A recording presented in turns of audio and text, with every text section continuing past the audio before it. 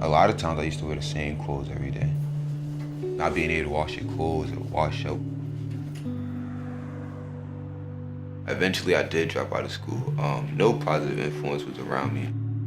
I lived in a big house with all my relatives at one time until I was 5 years old.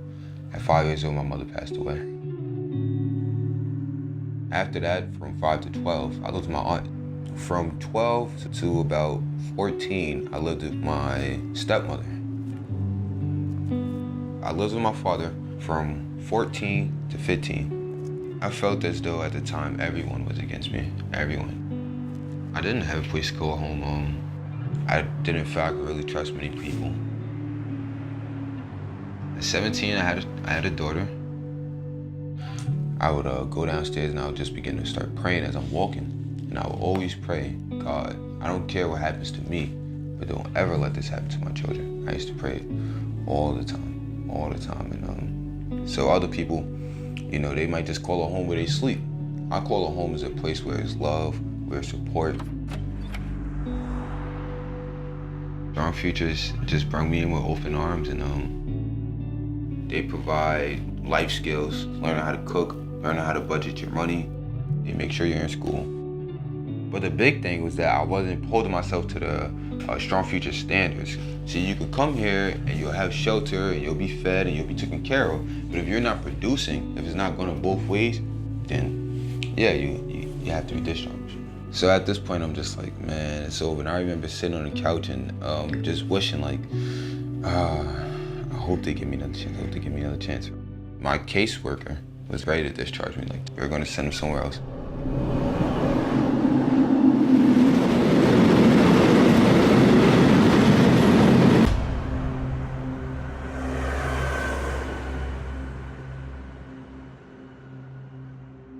I believe that God placed the right people in the right situations.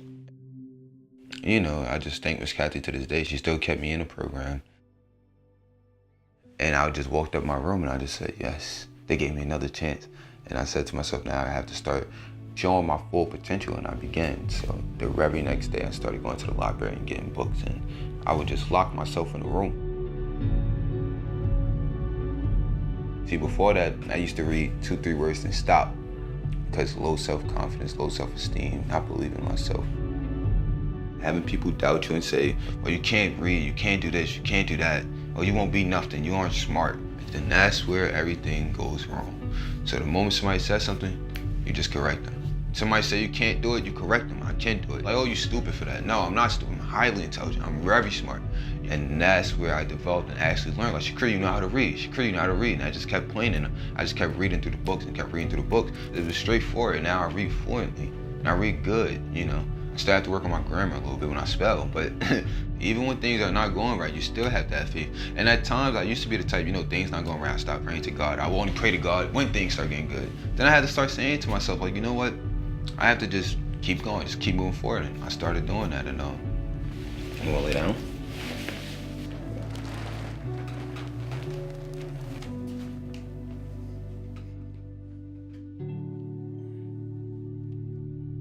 Taking biology in high school, once again, I didn't pay attention. I didn't take it seriously. We would yell and scream at our teacher and say, what we gotta learn this for? And she would say, well, what if you wanna become a doctor? Nobody wanna become a doctor. Then one of my other friends would say, nobody got time to be going to school that long. To somebody else would say, I don't wanna be out here saving people's lives. So it's just really funny, you know. And look at me now in college, you know, wanting to become a doctor, wanting to save people's lives, you know, wanting to give back to my community, setting my goals high. And The Miseducation of a Negro is the book that actually inspired me to become a dentist. And not only becoming a dentist now, so I'm setting my goals higher than that. My overall end game is to become a dentist that specializes in oral maxillofacial surgery. And that refers back to the quote, unsuccessful people make decisions based on their current situation.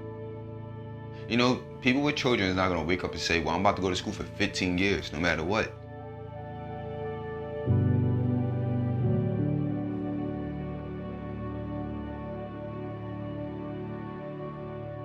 I try to inspire to my daughter all the time. You can do all things. And when she's reading, Jaya, you can read.